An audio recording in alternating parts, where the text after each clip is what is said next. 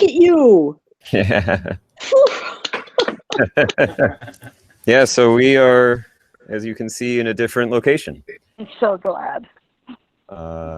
This is not our house. We don't own this place, but it is still very exciting to me that we're here. So why is it exciting? We'll get into that a little bit more, but basically because we get to demonstrate the topic for the day. We're already doing the thing that I'm going to be talking about, and so that's very nice. I'm going to spend maybe a half hour talking about it, so I'm not going to talk about it right now. Instead, I'm going to actually just have us introduce ourselves so everyone can see each other, starting by maybe explaining where we are and why. So, hi, I'm Cytherio. Behind me is Stephanie, who also lives here. She'll introduce herself in a second. Can you hear? Can you hear? Give me a thumbs up if you can hear. Great. Perfect. Stephanie and I know Zev, who lives at the monastery, and so we joined them for the week-long retreat last week. So this is our home. We're delighted to have them over here. As per SF's COVID regulations, you can host outdoor events, and we are probably about 10 feet from these folks. When we start mingling, we'll put our masks on. So the possibility of connecting with folks you don't live with is live and real if you take some precautions. We are delighted to have these folks here. We were very inspired by their vision of, you know, the monastics practicing their tradition and bringing to the householders a vision of what's possible, a connection to integrity, to trustworthiness, things that we can learn from, things we can take home. So we're delighted to invite them in. And, you know, we encourage all of you, especially COVID times is a very difficult, disconnecting time, to think about ways that you can meet outdoors, meet with masks on, do it safely, but really connect with people. It's a very tough time, and we're so honored and privileged that they would welcome us into their home so we could connect with a group of new folks, make a bunch of new friends, and carry those connections on into the future. So this is our backyard, and we hope to do more like this in the future. Thank you. I'm Stephanie. I also live here. I also was on the retreat last week. So welcome to our backyard. Very good. Okay. Hello, everybody. It's me, Pan. I love you very much, and I'm happy to be here with you. Troy, a friend of Stephanie's, and heard great things about the retreat, and excited to learn more about it and spend my day meditating. Hello, friends. My name is Jōshin. I'm a resident at Oak, and sitting outside next to a lemon tree with a video conference and friends, and it's amazing. It's great.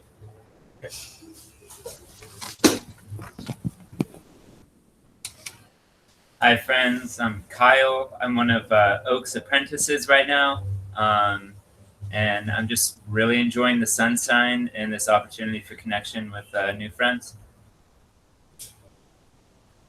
Hi, I'm Alice. I'm a newly minted resident of Oak. I'm really excited about that, and I'm just so happy to be here doing something ordinary and extraordinary. Very good. And we have Zev. Hi, I'm Zev. I'm running the tech, so you can't see me, but if you can't hear anything, you should just, put your hand on your ear or make some waving your hands motions or something. And I'm Jōshin, the currently teacher at Oak. I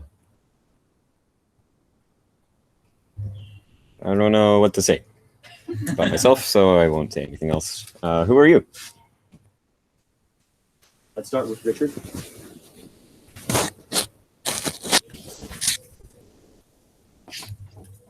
Hello, everyone. I'm Richard from Akron, Ohio. Great to be with you. And Pam? Hello, this is Pam. I'm actually in a different place than I usually am also. I'm in Cambria, California, so I'm a couple hours closer to you guys, several hours closer, and visiting my mother-in-law and sister-in-law and taking advantage of the beautiful scenery here. It's about, I don't know, 65 degrees here. It's just wonderful, 70 maybe. So really looking forward to being with everyone. Lynn and Bob?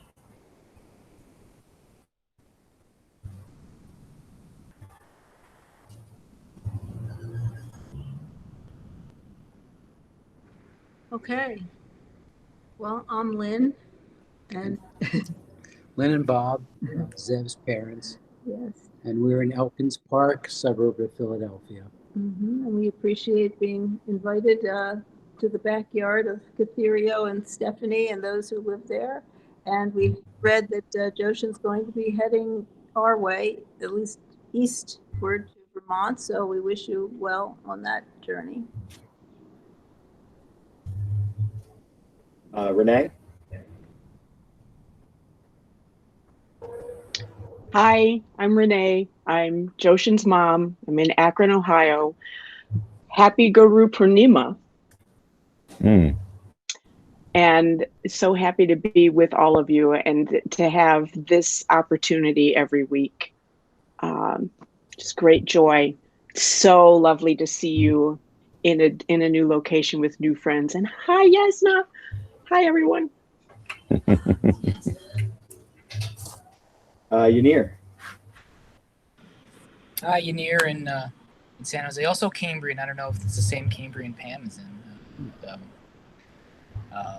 Yeah, happy to be here with everyone. And I'm sure we'll miss you very much, Jōshin, when you're away. Yasna? Hi, I'm Yasna or Seishin. I'm the newly minted teacher at Willow, which is the Canadian version of Oak and Maple. Just finished a several month training stint at Maple and have just returned home to my wonderful community, into a wonderful welcome, and I'm excited to be with you all today. And Gustavo?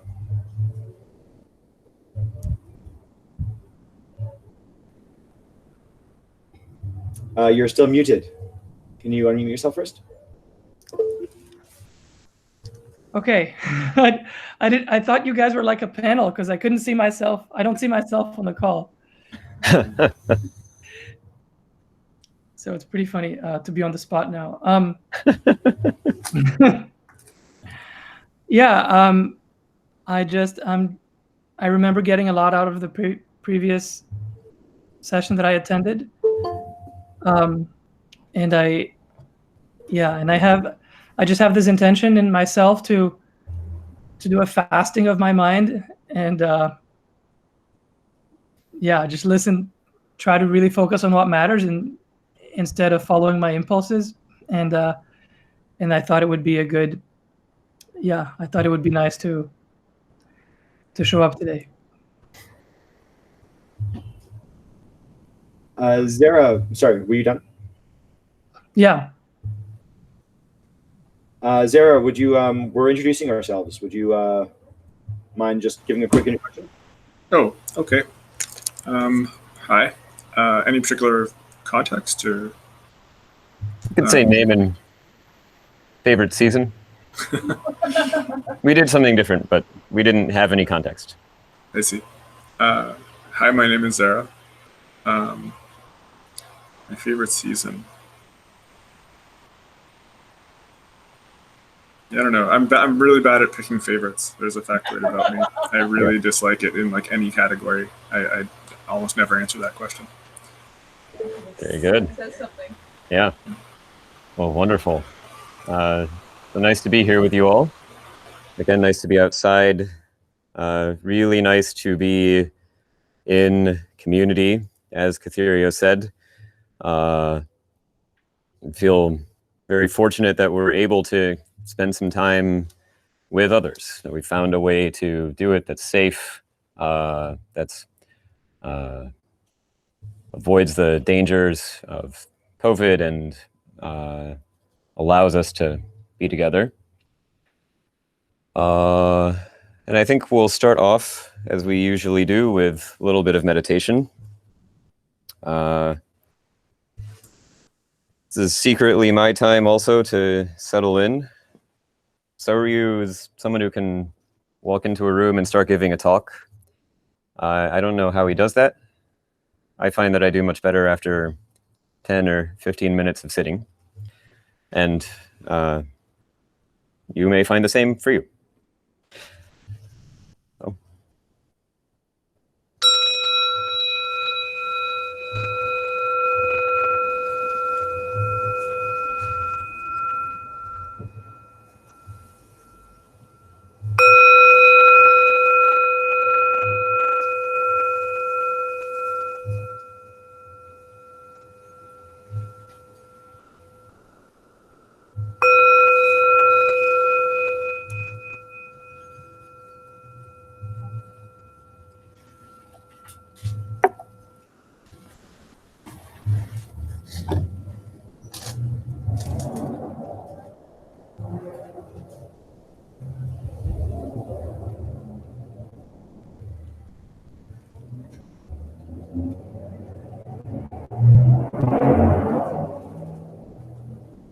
Take a moment to align your posture and breath,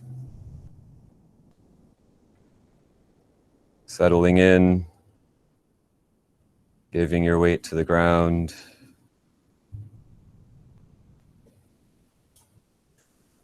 and allowing your posture to rise up towards the sky.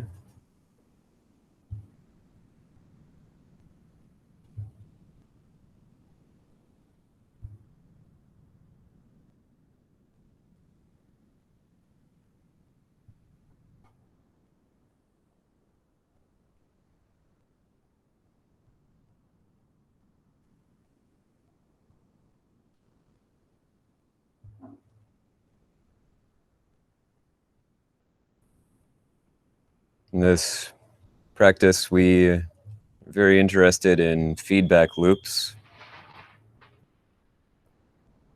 in ways that parts of experience, what we perceive, how we act, create our experience, and how we perceive and how we act. So in particular, attend to the connection between your posture and breath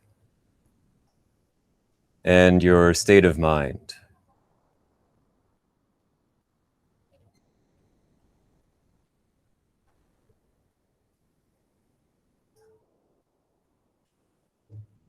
Notice as you settle in more and more to the ground,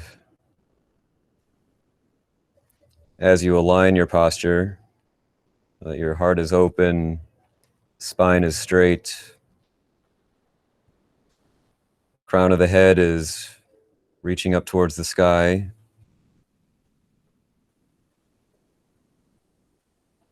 If that doesn't have any effect on your state of mind,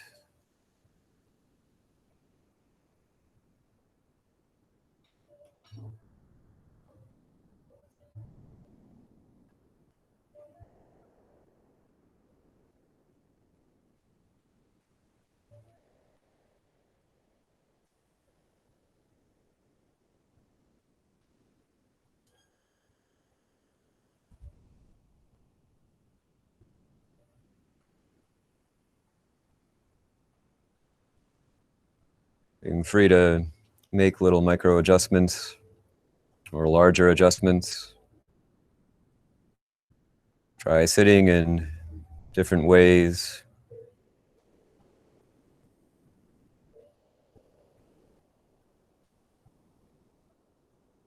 And attend to this ongoing relationship, this dance between posture and mind.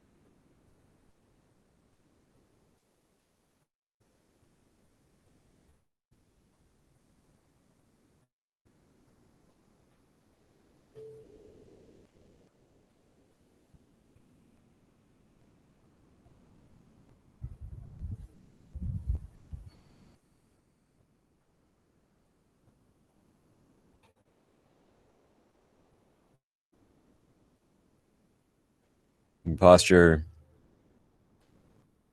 you could say it's two basic qualities that we're cultivating. On the one hand, stability, rootedness, and on the other hand, uprightness, alertness.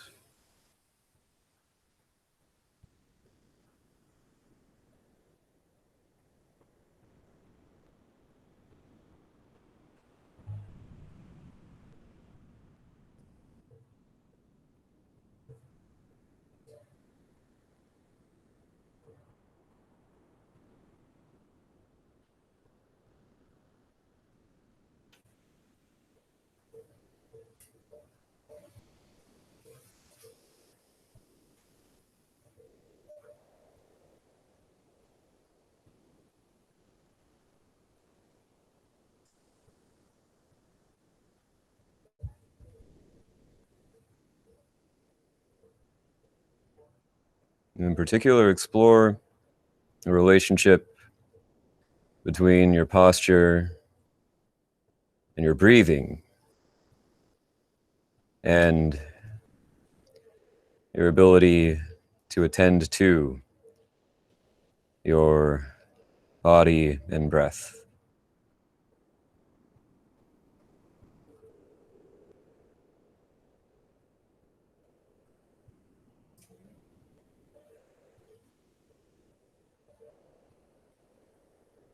If you sit one way or another, does that make it easier or harder to attend to body sensations? Does that make it easier or harder to attend to the breath? So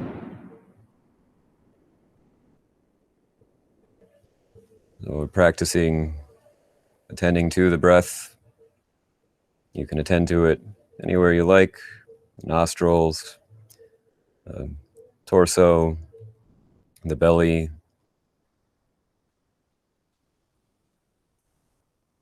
As you attend to it, careful attention to the relationship between the posture and the way that you breathe, the ease with which you can attend to that breath.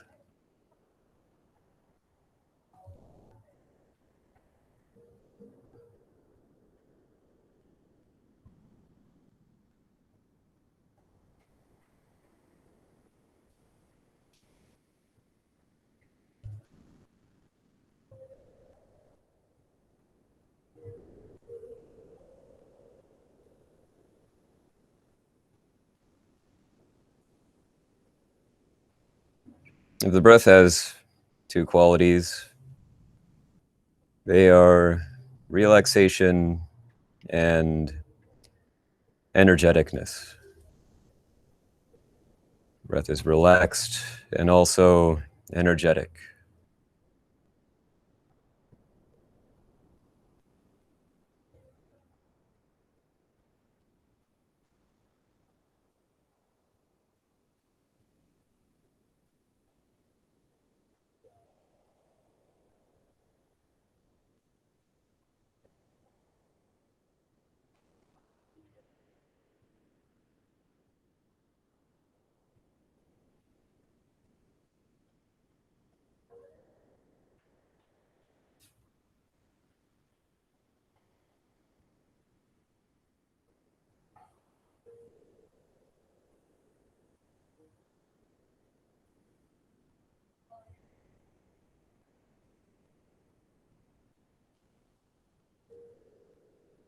Some of you may be dancers or have experience with dancing. You can think about this as though you're dancing with the whole world.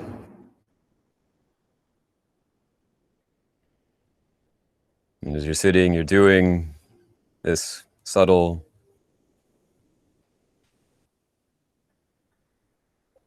ongoing dance.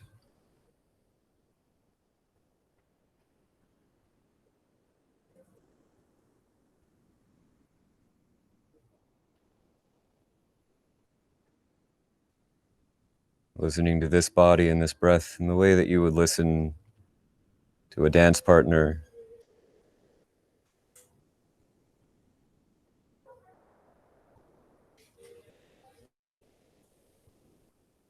And in fact, receiving the whole world in that way.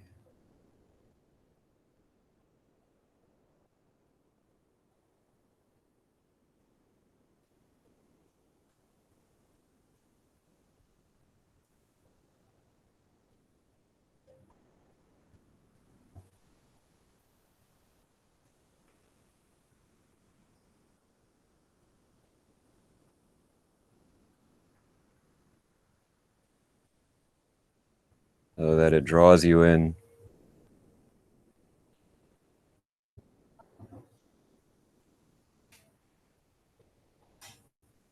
Fully engaged and completely responsive.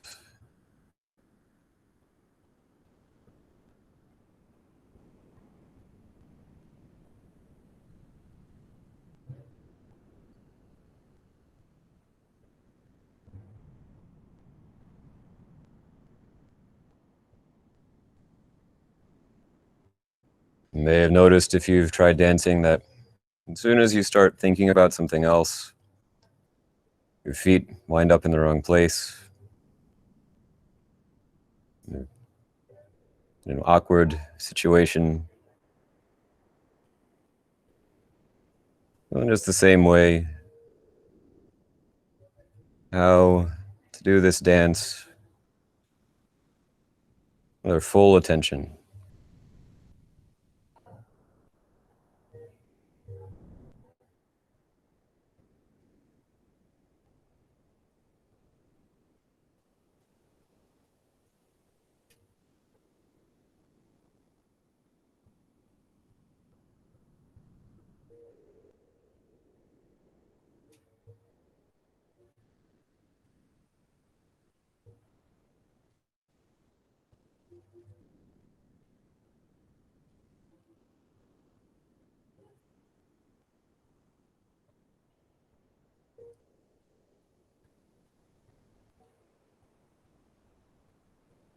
In the Christian tradition, the word that's translated as spirit is pneuma. It just means air or breath.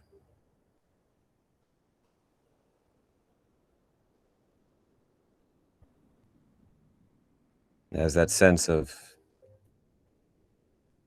this ethereal, all-encompassing property.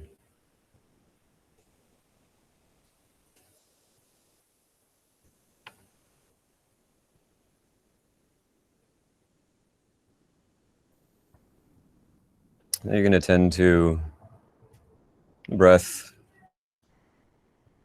or dance with Holy Spirit. In the end, these are just two different ways of saying the same thing.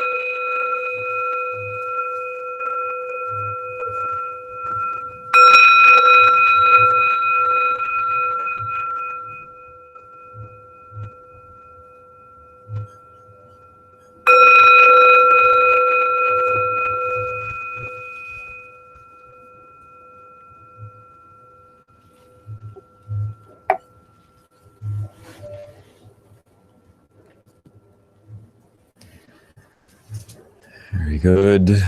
So, thanks for practicing with me.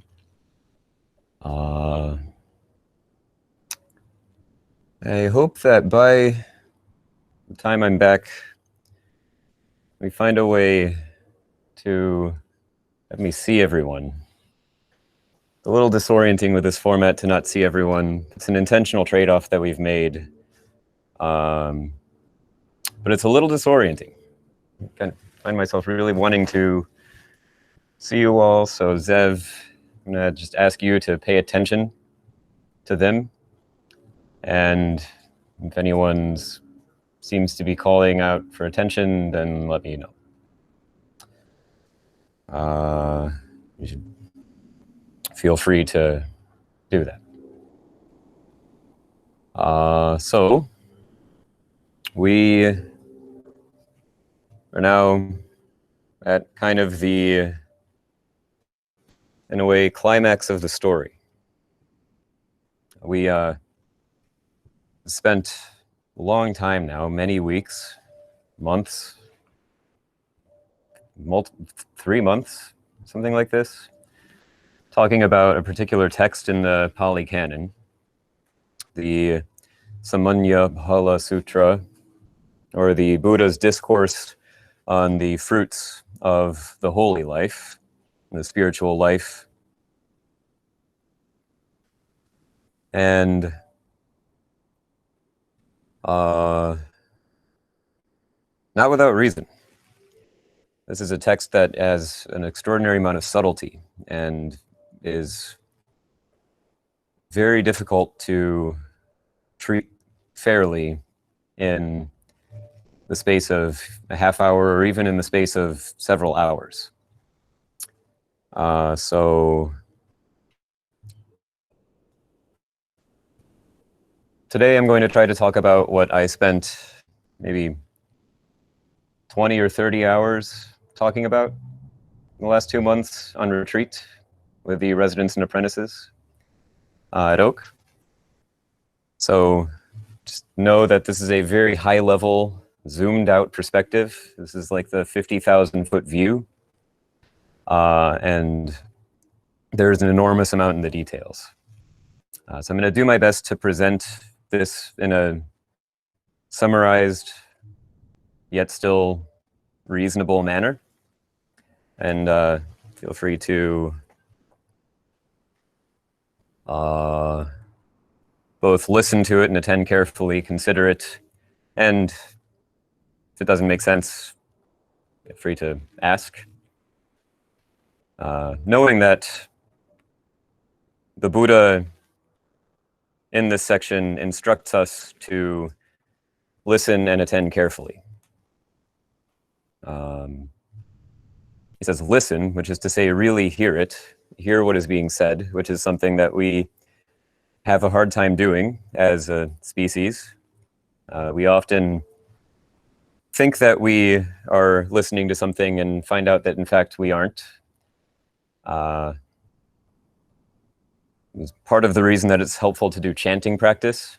If you have to chant, then you have a feedback mechanism. You find out if you really heard the chant or not based on whether you can chant it or not. But the same applies with words that people say. Someone says something to us. It's very commonly the case that we hear not the thing that they said, but either of two possible things. Either what we were hoping that they would say or what we were afraid they were going to say. Very often the case that we hear not what someone said, but what we hoped they would say, and then we think that this person is right, they're a good teacher, they're saying the thing that we had hoped they would say. Or we hear not what was said, but what we were afraid that someone would say, and then we think, this person's a bad teacher. I don't like them at all. In either case, though, we haven't heard what they said. It's actually, according to Shinzen, who's the sort of elder in this tradition, the common case. It's the usual case. It's most commonly the case that we hear what we hoped we would hear or what we were afraid we were going to hear instead of what was said. happens maybe 80% of the time, and 20% of the time we hear what someone said. So the Buddha instructs us to listen in this section, and also to attend carefully, which is to say, not just to take it in and buy it, but to investigate it directly, see if it lines up with our experience, see if it makes sense in the context of other teachings that we're familiar with, consider what it could mean, how to take it, how to receive it. So we can take those instructions to heart as we enter into this section. And maybe just a little bit more introduction, because I think maybe there are people who haven't been part of the series. So I spent a lot of time over the past few months talking about the lead up to this point in the text. The point in the text we're currently at, of course, is that, well, maybe I should give the lead up. So the text is about a certain king who asked a certain question of the Buddha, namely, what are the fruits of the holy life? What's the point of doing spiritual practice? Why would you do spiritual practice? What do you get out of it? Ask that question.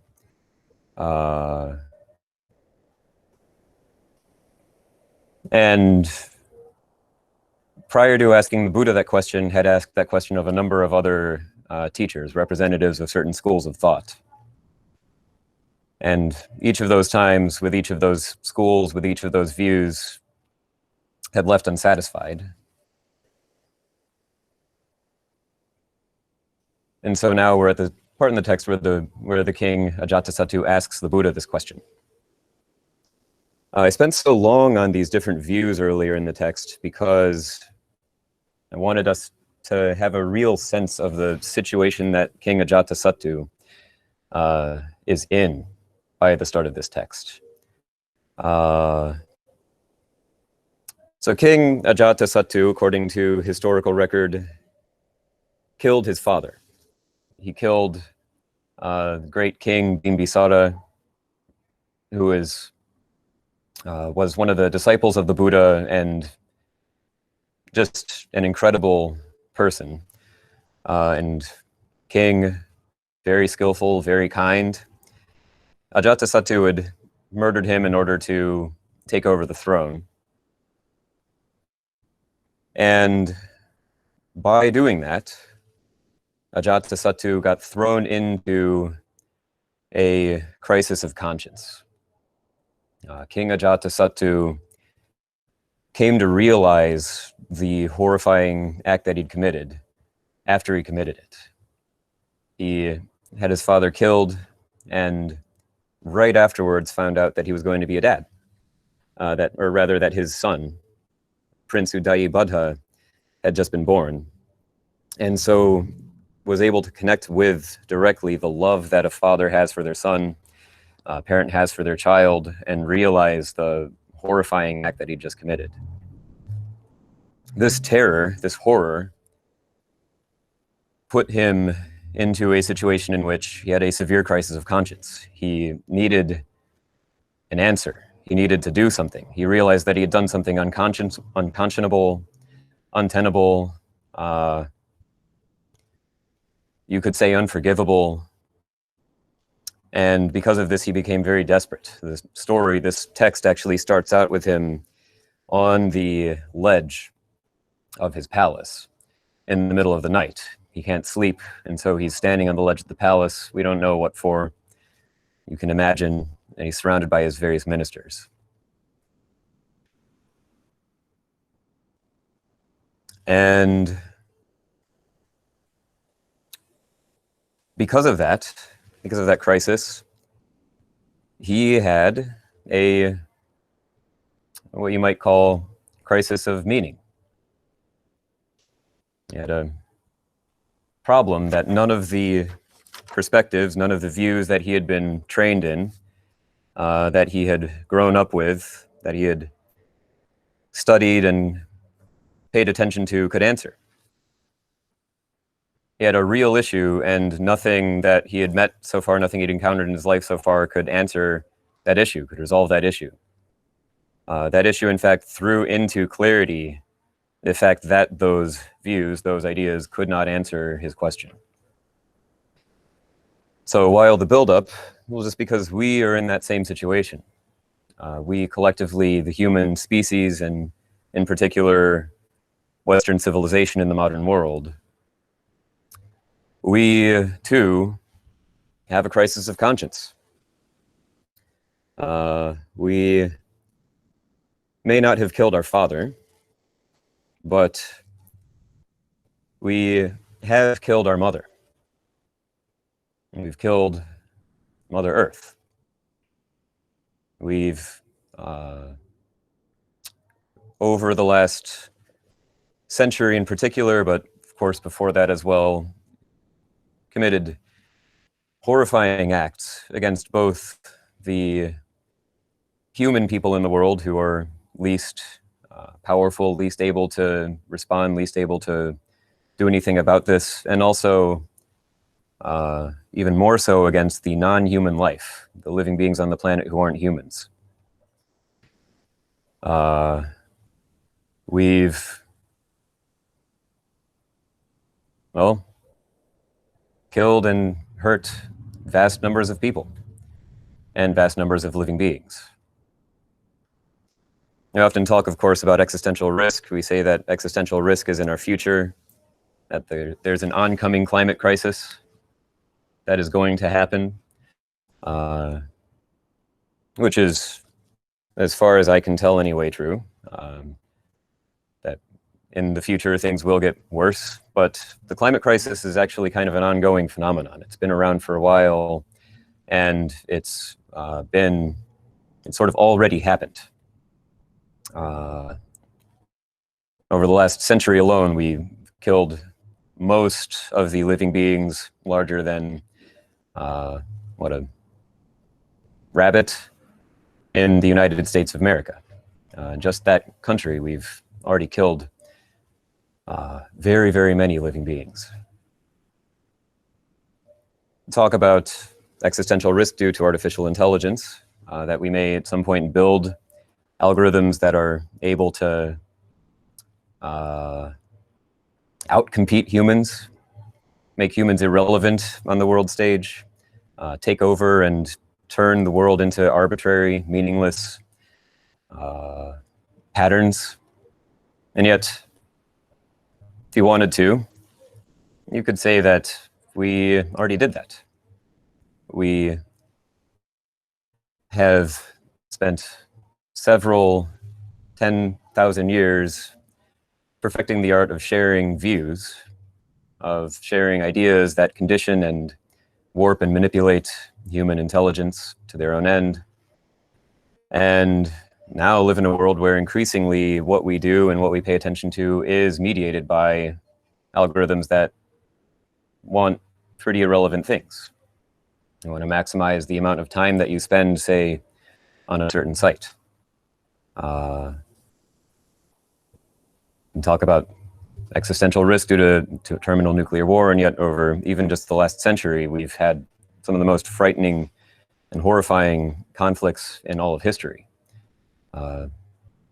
World War I and II, and the various atrocities committed by all of the great powers in that time period, and even through the Cold War.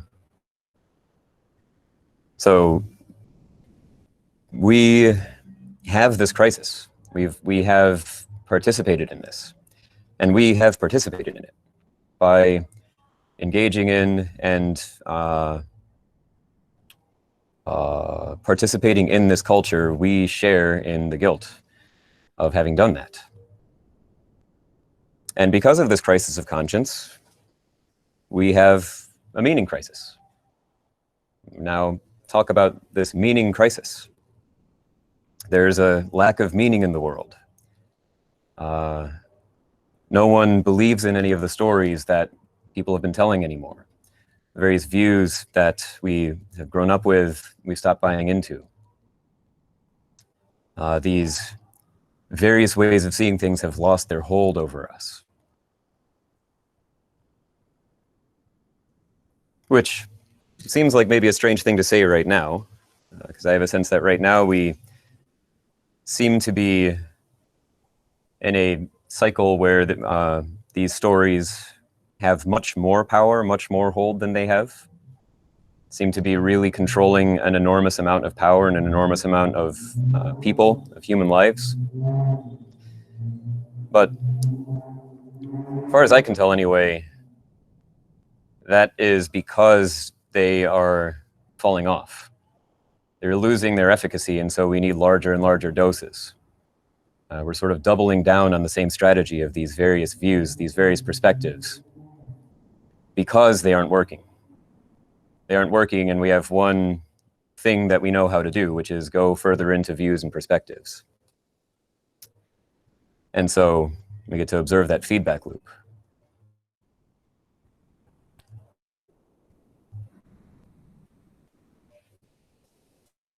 So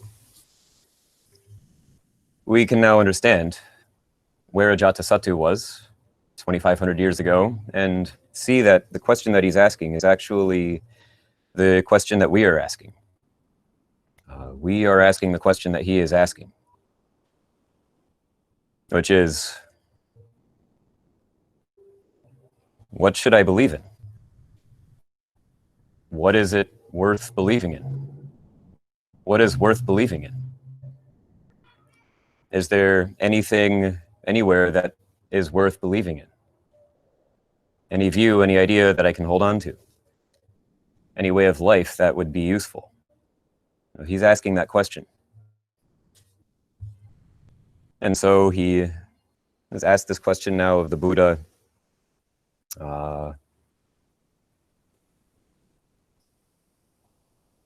And we now get to hear the Buddha's answer. So, again, I can't really go into it in very much detail, so sorry. I'm going to give a high-level overview here.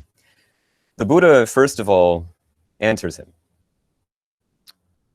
The Buddha gives him an answer. This is very significant.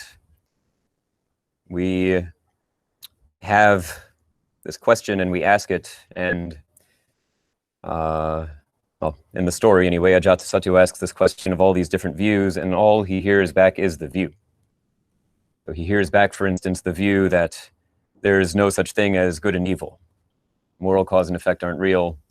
If you go along the south bank of the Ganges River, killing and causing others to kill, stealing and causing others to steal, then there's no harm that's done by that. There's no outcome of evil that comes from that. At the same time, if you go along the north bank of the Ganges River, giving gifts and inciting others to give gifts, there's no benefit that comes from that. He's asked this question, is there anything worth believing in? And from that school of thought, from that view, just heard that view. Asked it of a different view and just heard that view. Each of these teachers just responds with the view. They just say, here is my view. Here is what it is. And Ajātasattu, again, because he's desperate, because he needs an answer, is able to recognize that that view is not an answer. That whatever answer he thought that he got, or the teacher maybe thought that they gave, wasn't actually an answer to that question. The Buddha answers his question. And why is this significant? Because, well, I asked a particular question in the description of this talk. Leading up to this week's session, I asked a certain question, which is, what is the difference between, say, the Christian church and a cult? What's the difference between the Buddha and a cult leader? What's the difference between a true spiritual path or true spiritual teacher and a misleading path, one that doesn't go anywhere, that harms people and then dies off? And it's been a long time considering how I would answer that question. And the answer that I think I'm going to go with, which again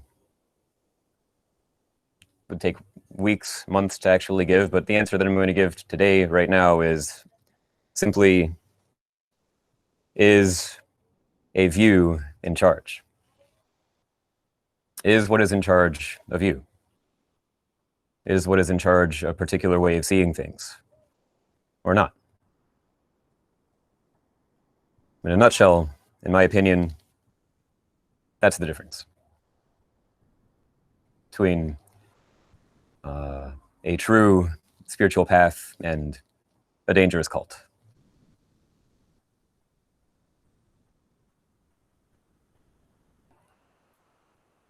Of course, one of the most common views that can be in charge is the view, so-and-so should be in charge. You know, Jim Jones should be in charge of this group, which is often a view that is held by both members of organizations and also by, more dangerously, actually, leaders of organizations.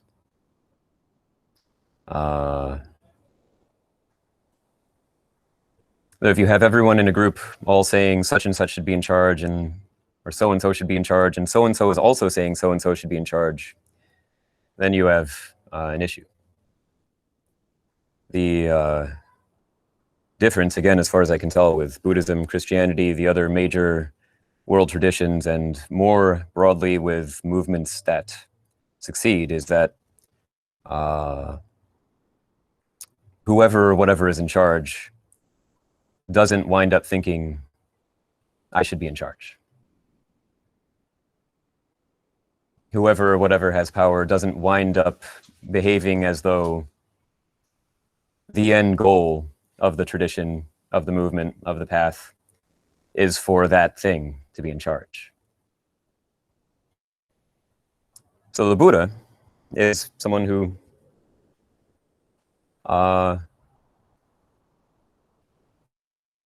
doesn't have a particular fixed view that he's responding with. Because of that, he's able to see the king where the king is at. And he's able to meet the king with his response. He is able to answer the question. And he answers the question in actually quite a nice way. So the king is asking, maybe in modern vernacular, so I could be a programmer, or a lawyer, or a soldier, or an accountant, or a business person, or business development person, or a doctor, or a dentist, or a psychologist. And in either any of those jobs, I would make a lot of money. I would be able to donate to effective altruist charities. And my friends and family would be happy with me because I was doing a good job. So what benefit is there, Buddha, of your path? What's the benefit of living the holy life? So the Buddha responds by asking him a question. He says, let me ask you a question, great king. Suppose that you had a slave. This time slavery was a somewhat common practice. Of course, even in the modern world, slavery remains a common practice in parts of the world, and in many other ways, exploitation, coercion, and manipulation to captivate people and take their work, their efforts, remains a common practice. The Buddha says, suppose you have a slave, a worker who rises up before you, goes to bed after you, does whatever you want, acts always for your pleasure, speaks politely to you, and is ever on the lookout to see that you are satisfied. The thought might occur to him, it is wonderful and marvelous, the destiny and result of meritorious deeds. For this King Ajātasattu is a human being, and I too am a human being. Yet King Ajātasattu enjoys himself, has fun, it's sense pleasure provided to him whenever he wants. Well, I'm a slave, and I have to work all day for him. It's very interesting already. The slave is expressing a mindset of confidence. The slave is saying that Ajātasattu has what he has because of deeds, because of action that has been performed in the past or in his own life. And wouldn't it be nice if I were in that position? He wants to be in that position. And so he decides that he's going to shave off his hair and beard, put on robes, and join the holy life, join the spiritual life, commit himself to the higher training. So he then does this at some point. The Buddha then says, suppose then that you hear about this. Ajātasattu, suppose that your soldiers, your men, your messengers, your scouts find this slave who is now wearing robes and practicing the path of spirituality. Would you then say, bring me back this slave? Bring him back to me so that he can work for me again. So that he can rise before me, retire after me, do whatever I want, always act for my pleasure. Would you ask your people to do that? And Ajātasattu says, definitely not, certainly not, Venerable Sir. Rather, we would pay homage to him, rise up out of respect for him, invite him to a seat, and invite him to accept from us robes, alms, food, dwelling, and medicinal requirements. We would provide him protection, defense, and security. So Ajātasattu is saying, no, I wouldn't try to recapture this slave. This person, as far as I'm concerned, is now free. I'm actually his inferior now, in a way. I should venerate him and support him in his path. So then Buddha says, well, what do you think? Is there a visible fruit of holy life? Ajātasattu has to say, yes, there certainly is. So this answer is highly significant because, by my reading of it anyway, it's making clear that the spiritual path is a refuge.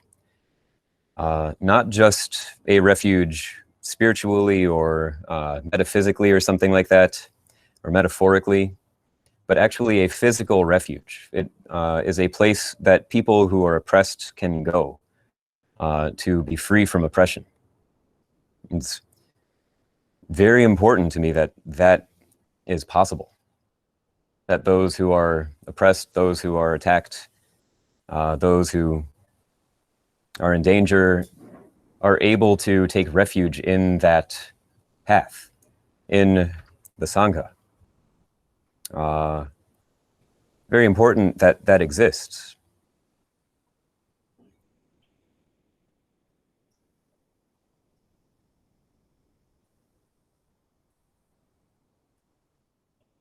And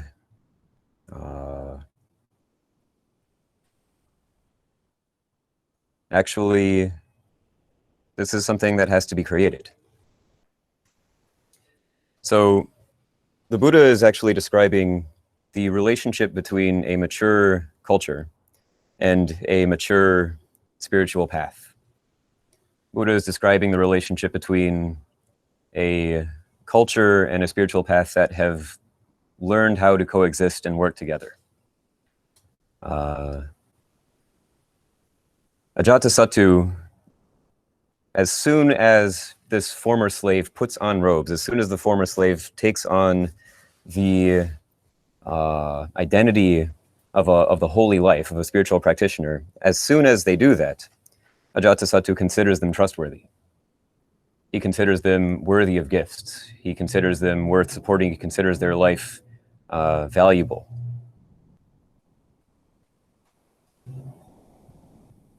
And why is that? That's because this person has built up a reputation as being trustworthy.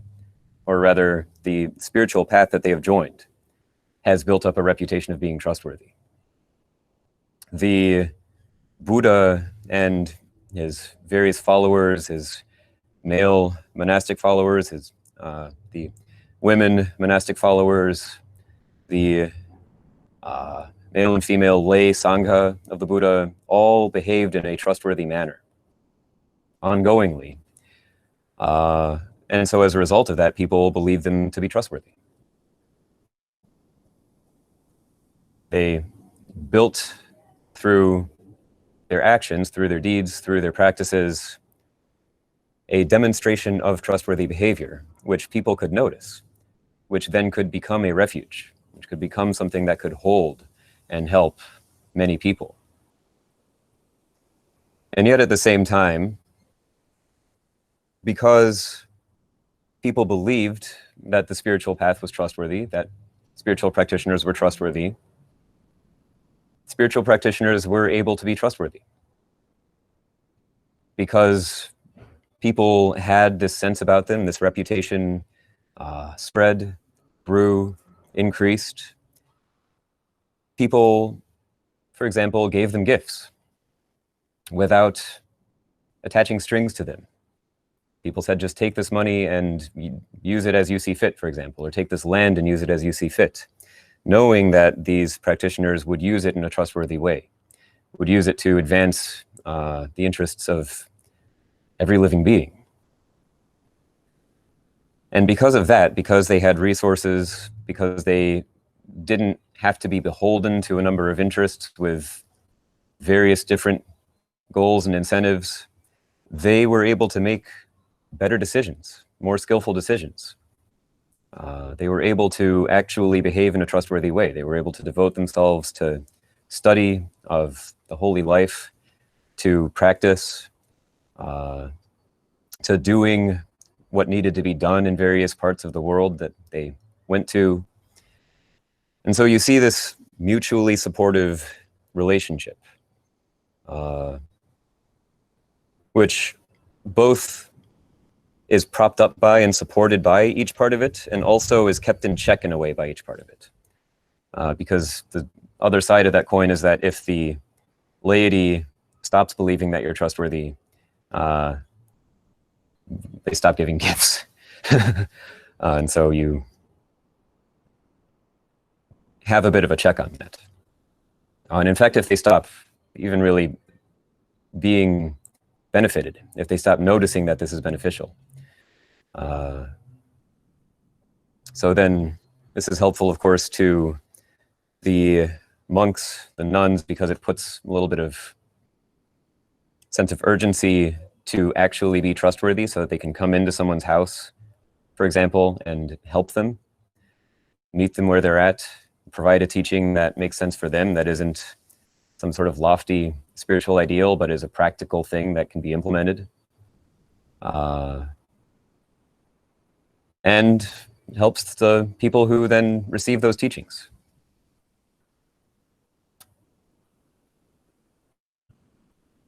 So, okay, in this culture, we don't have that right now. We do not currently have a relationship between a mature spiritual path and the broader culture. Well,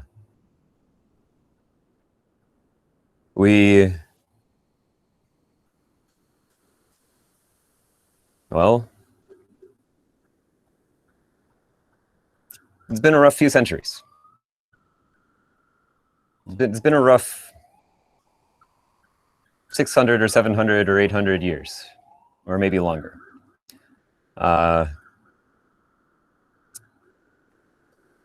Nowadays, we commonly believe, of course, that, for example, the Christian church is, well,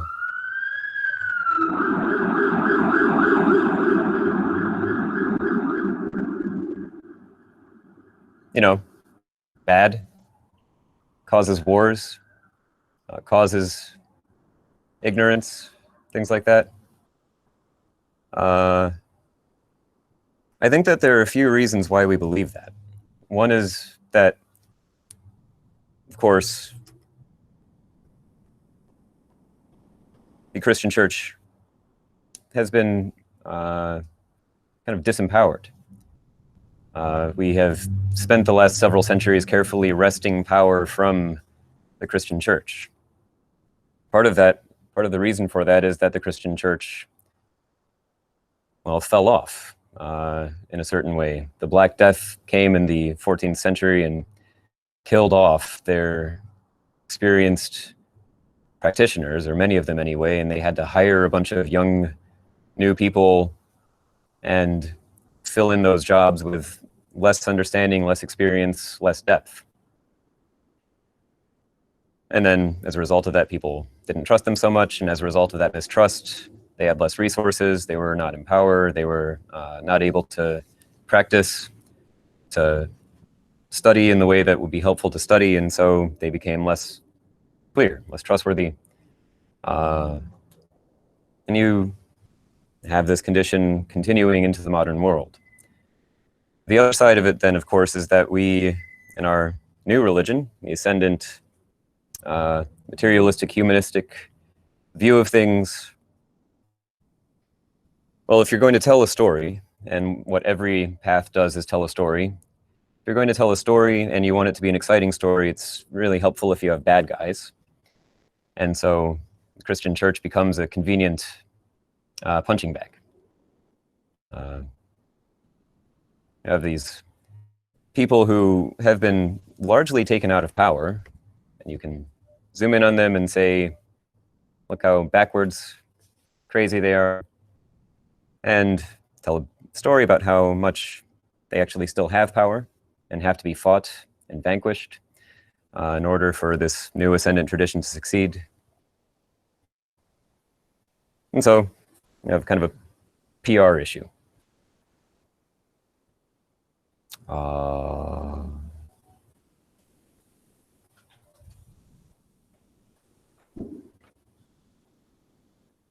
So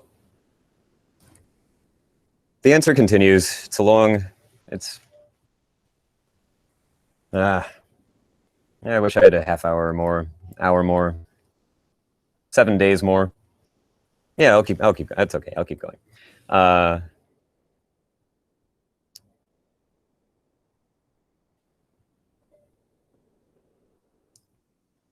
So the king is now convinced. He says, okay, this is a real thing, but is there some other answer? Is there something better than that answer? Is there something better than just that you create an institution that is able to last for thousands of years and help millions of people and aid the progression of civilization? Is there anything better than that? The king is already impressed, he's interested, but he wants to find out, is there something better than just having created a refuge for slaves, for the oppressed, having created a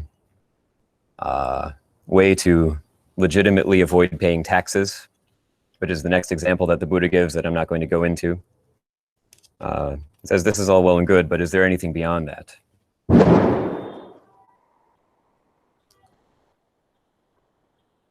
A good day for this. Yeah, really. Yeah, it's quite helpful. The fireworks, at least, are not directly conceptual. That's nice. That's a nice thing about them. So the Buddha asks, or rather says, yes, there is something better than this. And gives an answer that describes the holy life, that describes the feedback loop that he previously talked about on the scale of society. So he's talking to a king, and he can say to the king, this feedback loop is going to be really good for your kingdom, and the king is able to understand this. But now he's going to make it more personal. He talks about how as one does this path, as one practices, they themselves discover a way out of views. They themselves discover a way out of traps, a way out of suffering, a way of finding true happiness that isn't just based on having convinced ourselves of anything, but is actually legitimate.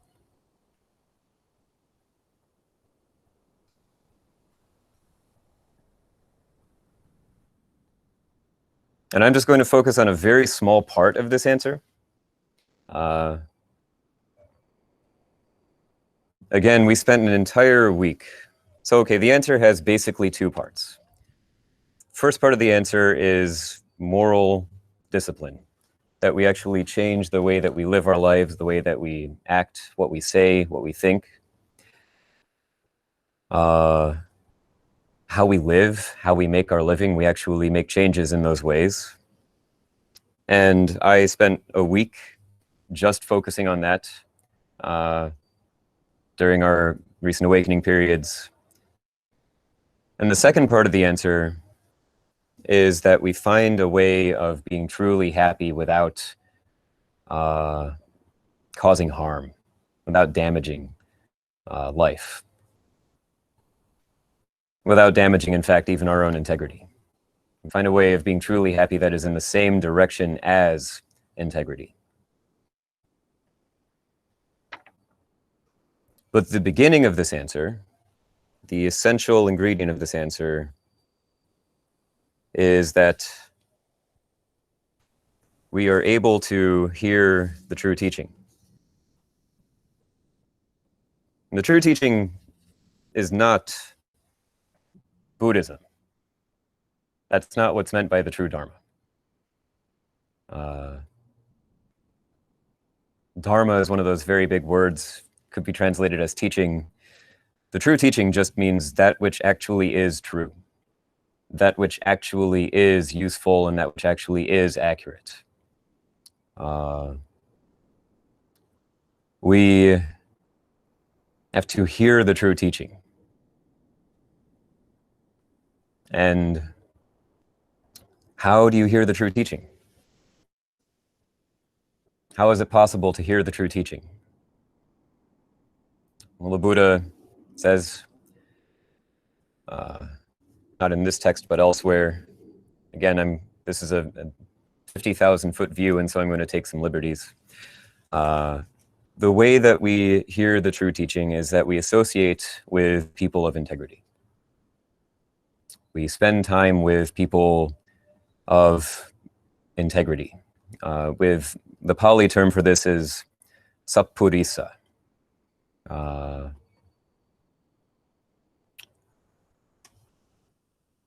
So what does this mean? What is a person of integrity? Basically, a person of integrity is someone who puts non-identification first. They're someone who doesn't think, for example, I am wealthy and these other people aren't, and so I'm good and they're not. Doesn't think I'm famous, and because of being famous, I'm so good. Doesn't think that I come from a noble birth, and so because of that, I'm so good. Doesn't think even I have such and such spiritual attainments, and because of that, I'm so good. Doesn't actually identify with that at all. Sees clearly that the fact that they have fame or wealth or powerful family or such and such physical attributes or mental attributes doesn't mean that because of that they're a good person, that has nothing to do with being a good person. Instead of that, they put non-identification first. They put the practice of moving beyond, of transcending views first.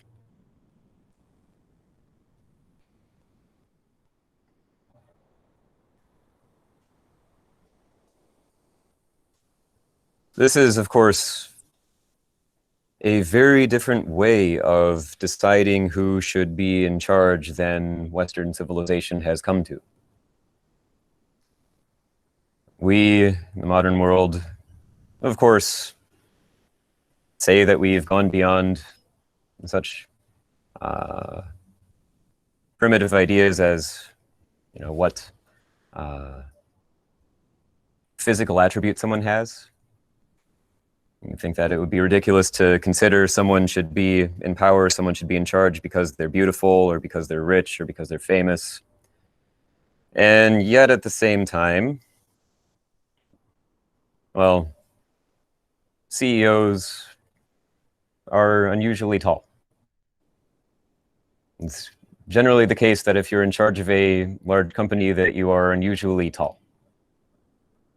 The number of people who are taller than 6 feet tall who are in charge of large companies is much greater than the number of people who are, or the proportion of people who are higher than 6 feet tall in the rest of the world. That's kind of weird. The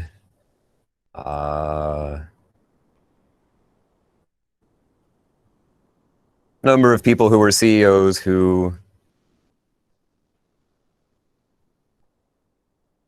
was a little bit edgier, but I'm going to go there.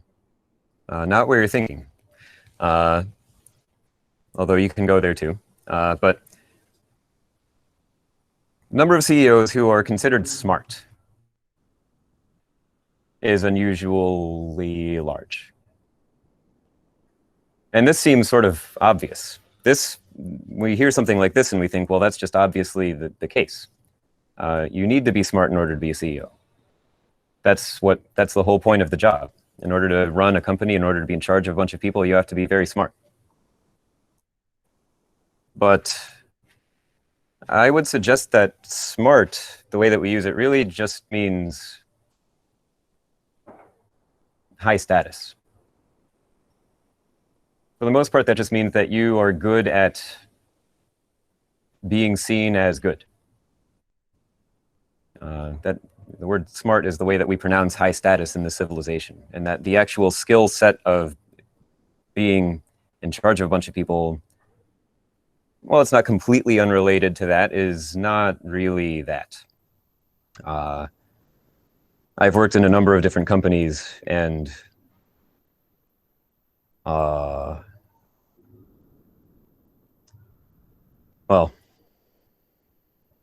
number of CEOs I've had who have not been traditionally gifted and have yet done amazing jobs is significant. So,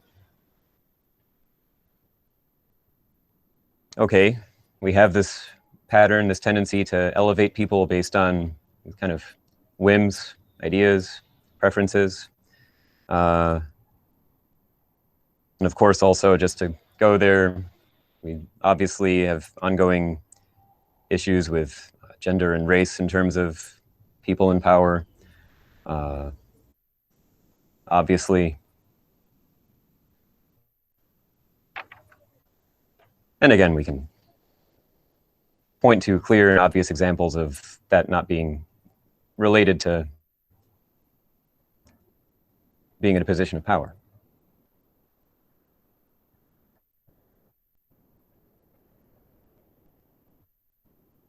So what this organization tries to do, what our goal is to empower people to the best of our ability, of course, not based on any of those things. Not based merely on fame, not based on wealth, not even based on eloquence. Although we train in such things, we train in terms of eloquence, in terms of public speaking, in terms of holding authority and such. We don't empower people based on those things. Instead of that, we empower people based on integrity and based on having truly relinquished the desire for power. We empower people in this organization based on having escaped from the view, I should be in power. Having escaped from the view,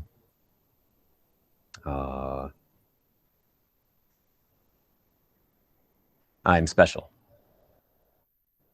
Escape from the view that I have these things and you don't, and therefore I'm good and you're not.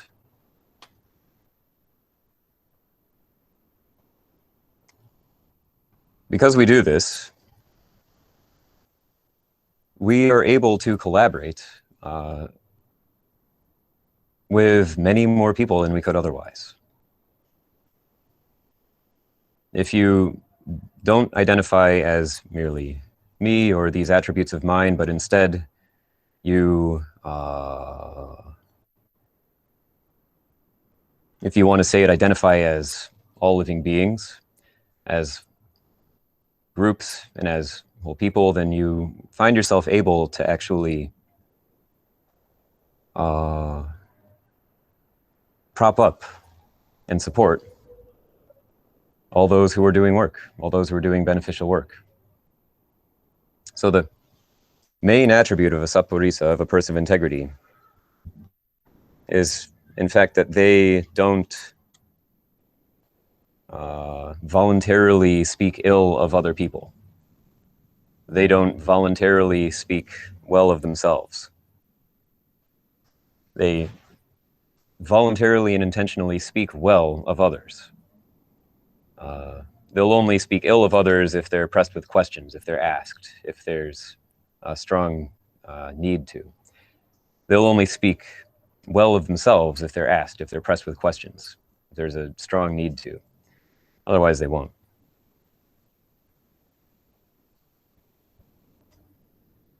And just to connect this with the real world, there are a number of people here in the Bay Area who are doing a lot of very good work, a lot of beneficial work, helping the world in a lot of different ways.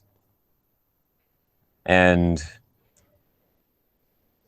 if we are able to speak well of each other, if we're able to talk each other up, to not identify with just me or my group, but in fact, to support everyone who is doing this work, everyone who's collaborating, the whole movement becomes more well-known, more powerful, more popular, and therefore people are more likely to hear about it, and therefore the true Dharma, such as it exists, such as is taught by those in the various parts of the community of the movement, is able to be heard.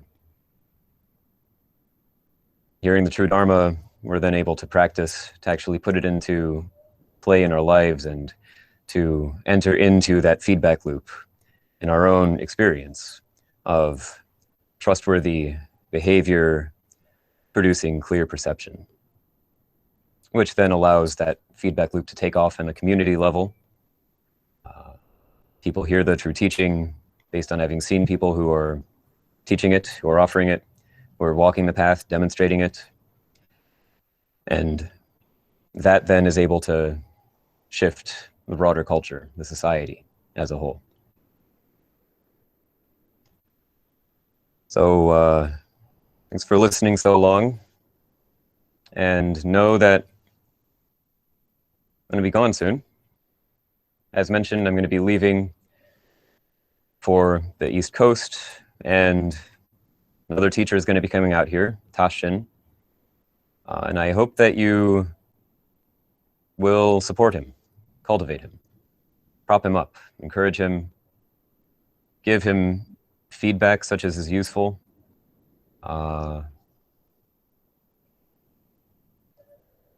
And I know for myself that I've benefited a great deal from knowing and being connected with this person, being connected with Jōshin, and I hope that you will too. And again, just that we can do this by supporting those who do this. If we want this mature spiritual path to exist in a mature society, then the way to do that is to cultivate spiritual path, which is to say to cultivate teachers and practitioners of this path and the various relationships involved. Okay, so we'll sit for 10 minutes or so. Then we'll have a little bit of time to talk.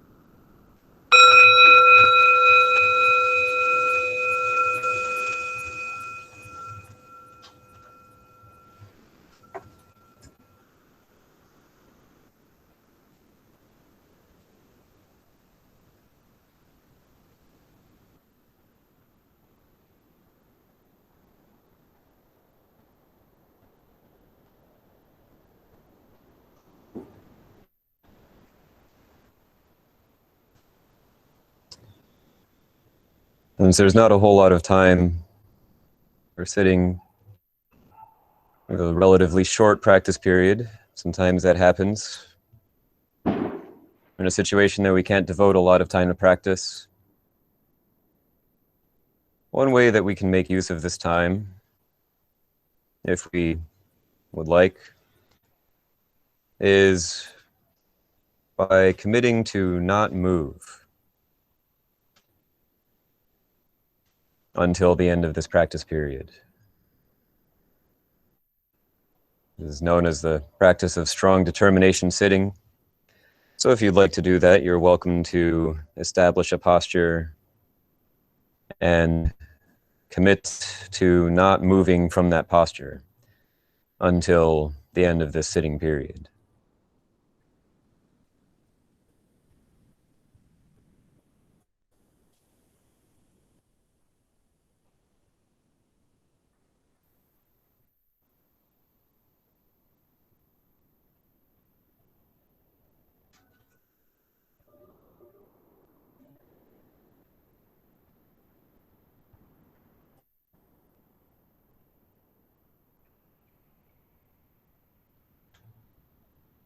And if you like, you can also explore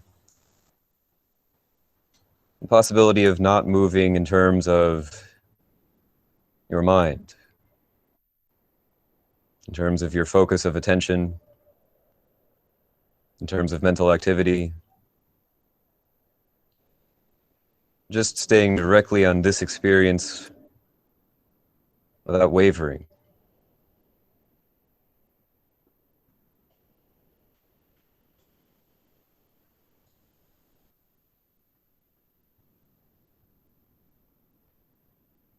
Paying attention to body sensations and receiving this experience, saying yes to it as it is.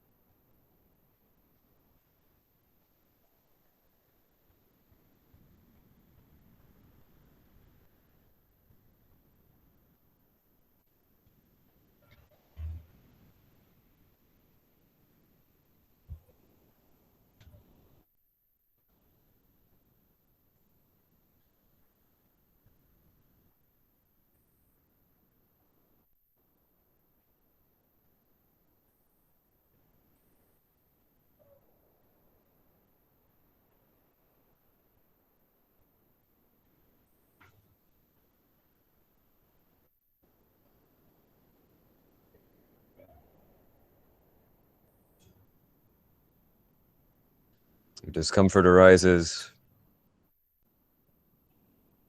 don't move. Just say yes to that as it is.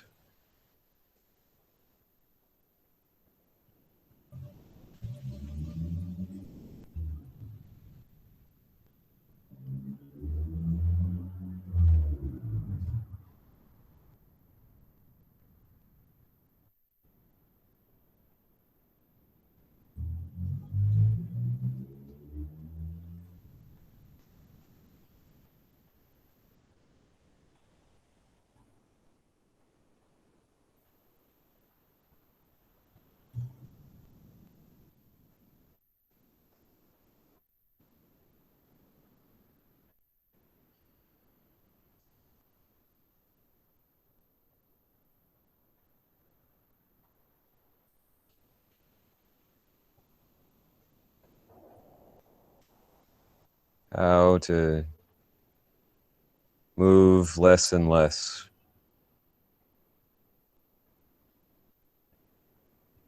stopping more and more completely.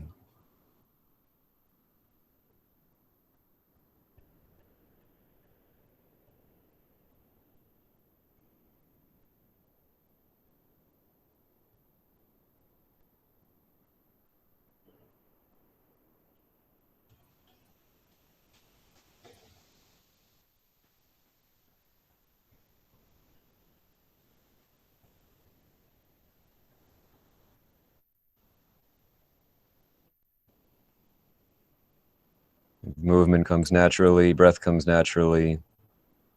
Allow that, don't do anything about it. But let go of any intention to move.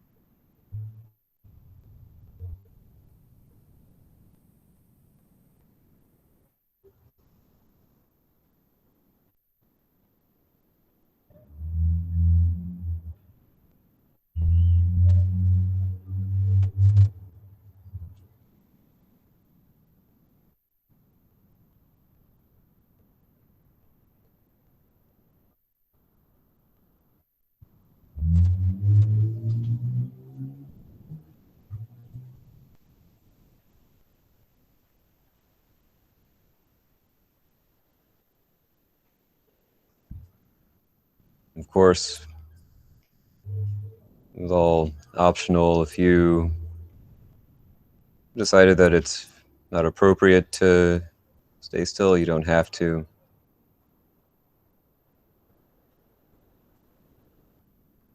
And in any case,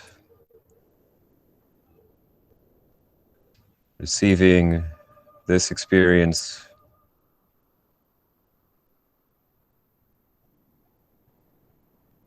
as completely as you are able.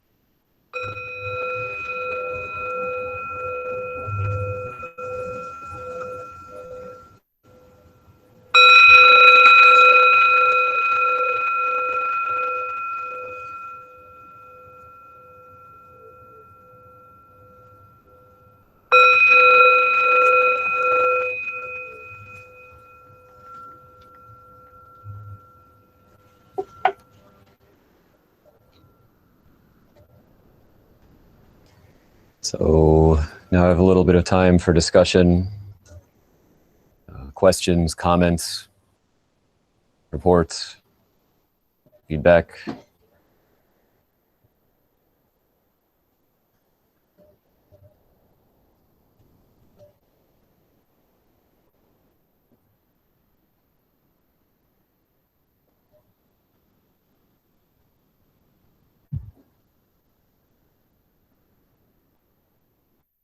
And you will probably have to unmute yourself. You can just unmute yourself and start talking if you're remote, or raise your hand and Zev will point you out to me.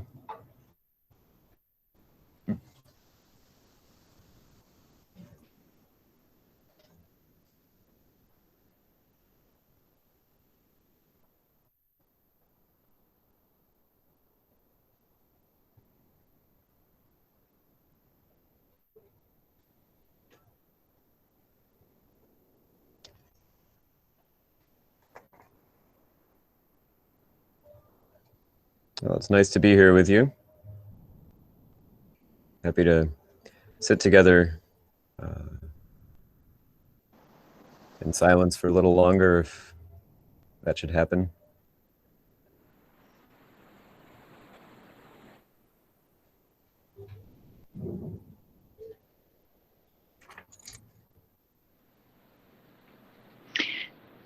Hello, my name is Christine and I'm new to this group. This has only been my second time and I wanted to thank you very much because I've really enjoyed and benefited, and it's helped me out throughout the week, just last week and now this session. Thank you. Thank you. Really glad to hear that, and nice to hear from you. Have a successful journey on the East Coast. Great. So you are now currently on the East Coast? No, I'm here in California. Oh, great. I've been referred by my my son's mother-in-law, Pam. Oh, great. Cool. And, I just Welcome. attended last week, and honestly, it guided me through several times during the week, and so I was eager to join you again this week. Great. Thank you. Thank you.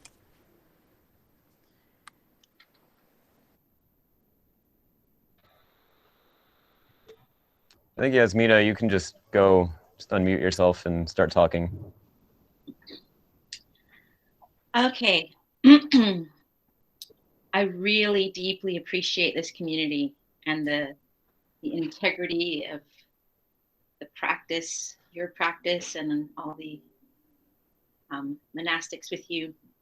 And I'm prefacing my question because I want to ask a tough question, but I don't want it to be perceived as an attack. But it's a real, genuine question or curiosity that I have as a teacher in a different Dharma community here in Santa Cruz. But the question, it's about this idea of people being in leadership once they have shown that they are not attached to power and being in leadership. And I bring it up because I remember about maybe 10 years ago or more, I had a meeting with my guiding teacher, and I said that I wanted support to finish a specific kind of teacher credentialing for mindfulness. He said, someone who wants to be a teacher should not be the teacher. And I remember just bursting into tears, and I said, you know, everyone who's a teacher is a wealthy retired Jew in our community. And I am not wealthy, and I am not Jewish. I'm a single mom. And I remember crying, and I said, if you don't help me, it will never happen. You'll have to go out of your way to shift how things are done for it to work, because the way everything's set up, it will never work for me. From generations of people like me getting pushed down. So it's not an equal playing field. I'm in a ditch and everyone's here. So I just wanted to ask that question to you, because I know that there's more diversity happening in your community in terms of socioeconomics and ethnic identity. And so I just wanted to bring up that question. Mm-hmm. Yeah, right. Yeah, so basically, the question is essentially, what do we do about representation? Maybe my question wasn't really clear. Something about power, and if there's if there's a belief that you shouldn't be in power if you want power, then knowing that there's an unequal distribution of power, and so there might be people that never even get to practice with you at all unless they have a certain amount of power. Right. There might be people who never practice with you at all unless they have a certain amount of power. Yeah, like to be able, to be able to join your community, you've got to, I mean, I'm not saying your community, but to be, trainings cost money. Mm-hmm. And yep. I don't know. Maybe somebody else could I'm thinking like, can we kind of crowdsource my question? I'm not sure I'm saying it very well. I'm looking at. Well, I'm interested in it. There. Maybe she's got like. I think it's good. Yeah. I mean, obviously it's alive and it's real. And I'm appreciating you being willing to share it. Very exciting. And I'm going to slightly resist the urge to crowdsource it. Okay. We can go there if it comes to it, but I feel kind of like just staying with you. Okay. And just want to hear more from you. Okay. So I was feverishly taking notes about the community and the ways that leadership is affirmed or distinctions are made. And it was something about people who do not speak ill of others or well of themselves. And so I was thinking, in terms of not speaking well of themselves, there's power dynamics that happen because of race, because of money, where some people are not at the table at all, or very often. I'll speak just for myself. So as a Black single mom, I might not show up as regularly to the sits as other people because I lack childcare. And so if I don't speak up about that, no one will know.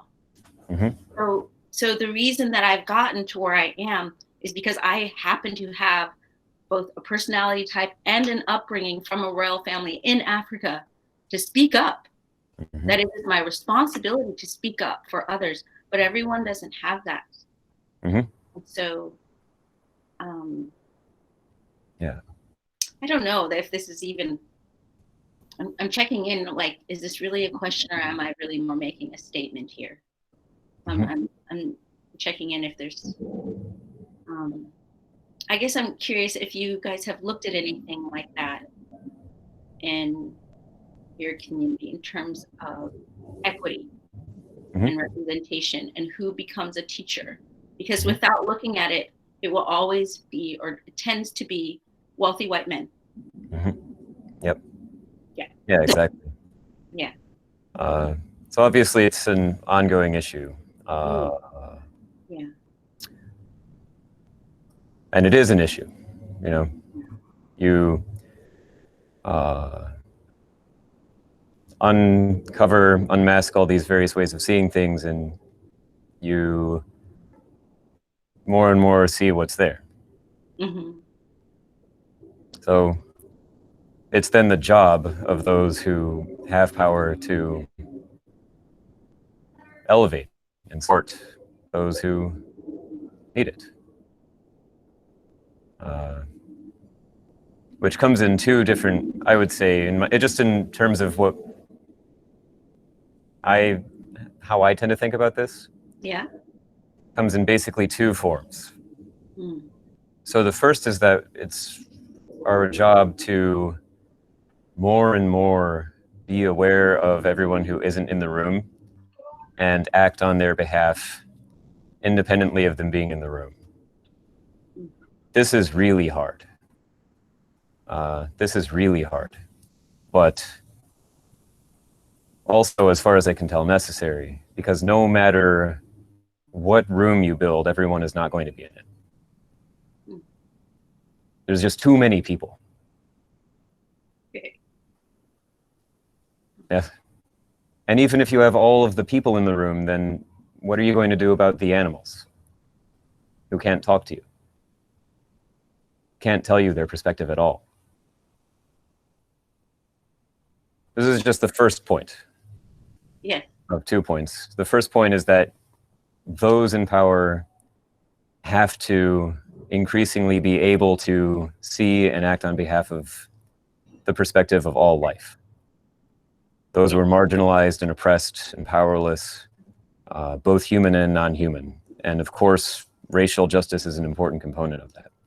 There are systematic ways of oppressing people based on race, gender, power, really basically power. As you say, that you need a certain amount of power to show up at a place like this at all. And many don't have that much. So that's the first point, is that it's the responsibility of the leadership to hold that and take that on.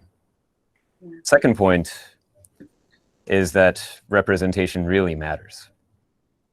And so, to the extent that you're able to, I think it is important to actually work on that and to actually find people who wouldn't come to the training and bring them into the training.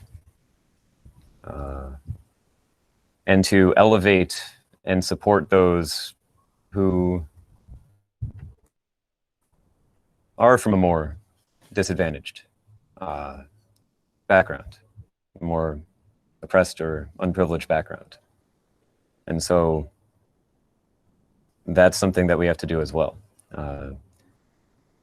to actually form relationships with people who are different from us, who wouldn't think to come to us, who wouldn't be able to come to us, and elevate them, support them, prop them up, and really let them shine. Because in my experience, it isn't so much a matter of having to invest more resources into such people. I generally, at least this is my experience, I generally find that people who come from less privileged backgrounds are just better at the path. You know, there are a bunch of lessons that they don't have to learn because they've already learned them. About, we know suffering. You know suffering. Yep.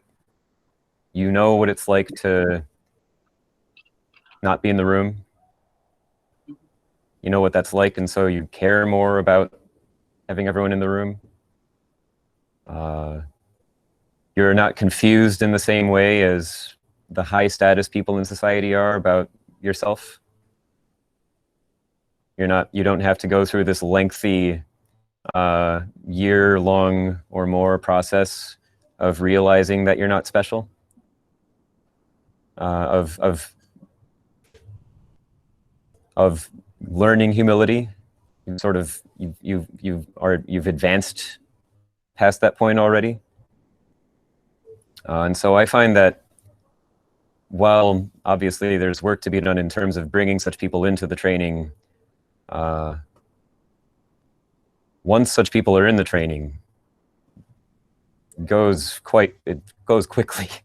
And so they're able to be empowered actually quite soon, quite rapidly. Sort of as a group, really. Not that I would. Well, I don't know to what extent it's appropriate to try to make that call about a group. I tend to err in the direction of not doing that and just really carefully looking at what's happening. And I find that when doing that, it is the case that the more diverse a group is, the more powerful, the more clearly it can see, and the more the deeper the training goes. So then that's the third thing that I didn't know I was going to say, is just that the training really is deeper among people who are really diverse, who not only look different from each other, although also that, but also see differently from each other. From people who have very different backgrounds, very different stances, and very different views. And in my experience, usually when that's on the table, that is perceived as a deeply threatening possibility or situation. You sort of need a lot of willingness to begin. You know, you can imagine going into a group where you know everyone's going to be different from you. That's hard. You know that that's going to be hard in a certain way. And to go into a group where people are different can feel very threatening. And yet, if we do that, we find that the training happens on a much deeper level. We find that the patterns that we let go of are much more basic and fundamental. And we find a kind of love that depends less on views and on agreement and on mere similarity. So those are just some thoughts on the matter. I'm curious how you receive that, if anything else comes up for you. The first thing is I really appreciate you saying that. Does anything else come up for you? Yeah, I think that knowing that the context here is one leader speaking to another, and knowing that you're about to go back east to the kind of the center or the hub of your organization, what arises for me is I feel like I want to challenge you and just say directly that there is a tradition that has started in my Sangha where it's called Unheard Voices. And when we have our meetings, the teacher meetings, the board meetings, it's often a room that's either all white men or very predominantly white men. And we have a tradition at the end of the meeting there's a time that's set aside for, we call unheard voices. So who is not, now we've discussed this with our thoughts and opinions and experiences, and then does anybody else have anything to say that maybe speaks to who's not in the room, which can be very useful. So I want to just offer that as an idea moving forward, sort of a gift to you, and also to respond to your third point. I think that it's really been proven to be empirically true that I think Northwestern University in Chicago did a big study that's responsible for affirmative action in a lot of schools, that the more diverse the student body, really the higher and the better sort of products that they produce in terms of research teams, and when they go into the corporate world. Like a really great example is the Chevy Nova, which is a car that was designed to be sold in Latin America, and in Spanish, Nova means doesn't go. And so nobody bought the car, and they spent millions of dollars developing this with nobody who speaks Spanish on the team to develop a car to go to Latin America. So yeah, I think that's all. I just thank you for spending some time on this. Yeah, and I know that you more and more, I know that your community cares about this very much. And, had brought me in to do some diversity training. So I just deep bows to you to keep going. Thank you. And then the flip side of that is just that a lot of the time these movements are deeply based in a humanistic perspective on things. A sense that human feelings are special, are in fact the most important thing in the world. And just that. Oh, yeah, I get can I speak to that briefly? Sure. So yes, definitely. I don't want to be misunderstood. I'm thinking of more the literal access. Like, for example, being a single mom and not having childcare, that when retreats are always held where they overlap weekdays, it makes it really hard for parents to participate.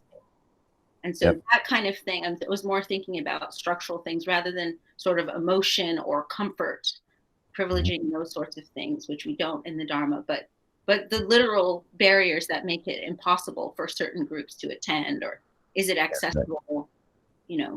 Like, could somebody who's disabled actually get in the door? Things like that. So, but I think that's a really important point to say. It's not really about what's comfortable or the most. Like, I complained about the food there. I was like, this food is terrible. Could we have some hot sauce? And I remember the guiding teacher saying, this is not my favorite food. It's not about it being pleasant. It's just, this mindful eating. We can slow down more and really pay attention. It is nourishing for the body, but pleasure was not the point. So I just want to acknowledge that. Yep. And then it's interesting, those same issues also prevent our householder tech worker people from attending retreats.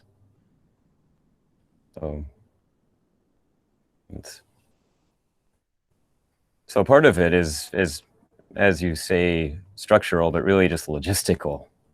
It's hard to meet people, hard to connect with people. Great. Well, thank you for bringing that.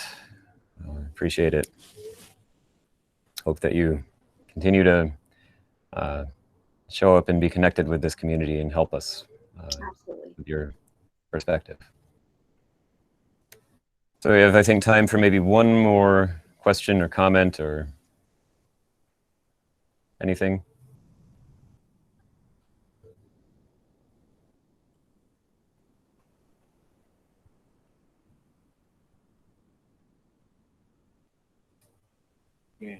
Mm-hmm. Yeah, go ahead, Renee. I really appreciate what Yasmina brought very deeply, and the fact that she can bring it into this situation. And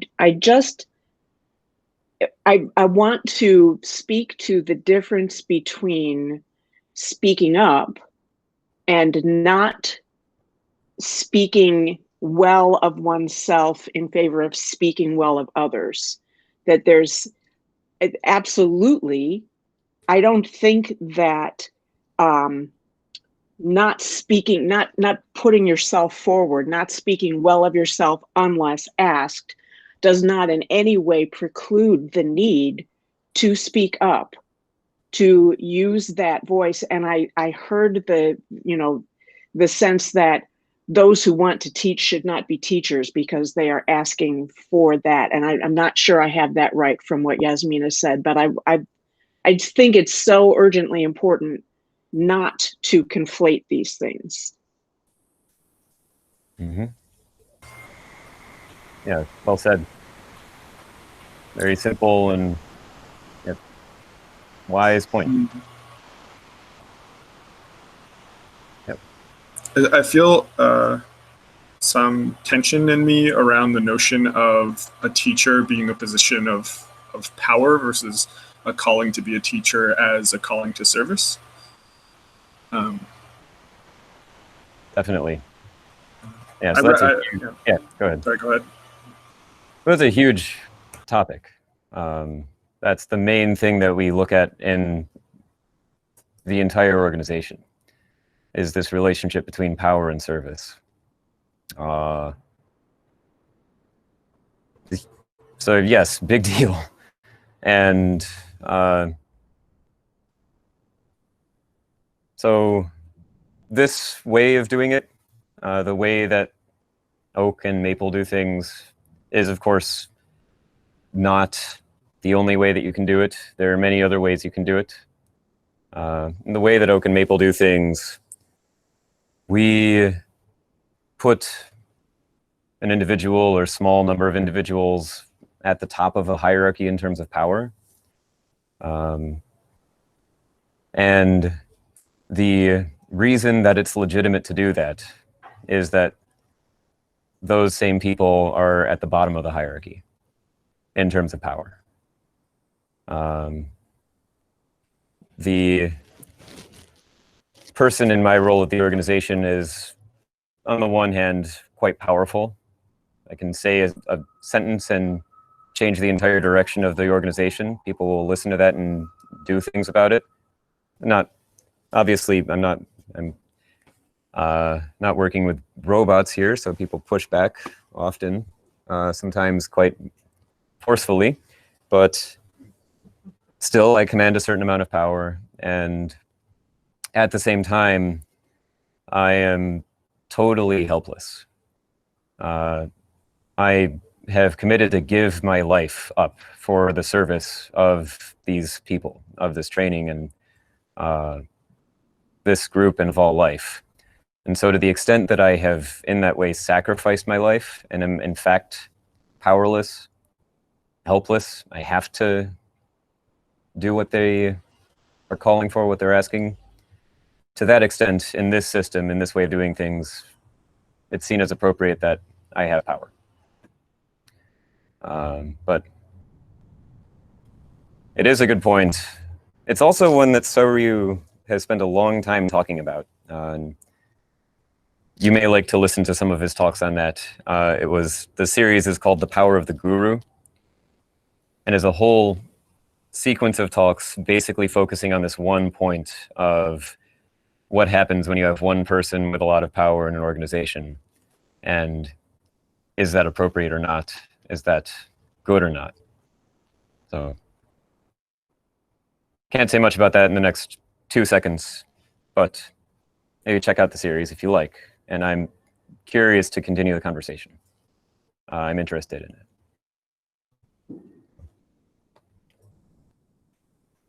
Well, nice to be with you all. So, we're back in business. We're now going to be, I suppose, sometimes meeting other people, connecting with them, and offering the teaching and receiving and giving love. And we'd love to do that with you too. Outside, social distanced, maybe with masks. Or not. But we're not running business. But we're not running business. Well, sure, the business is based in South SF. It's fine. We're back in business. And you will continue in business to broadcast, to have these interactive online things? I suppose so. I don't know what Tashin's going to decide, but I imagine so. One vote for please do. Very good. Seconded. All right, very good. Well, bad news, this is not a democracy, but noted. Third vote. And thank you. Really nice to be with you all.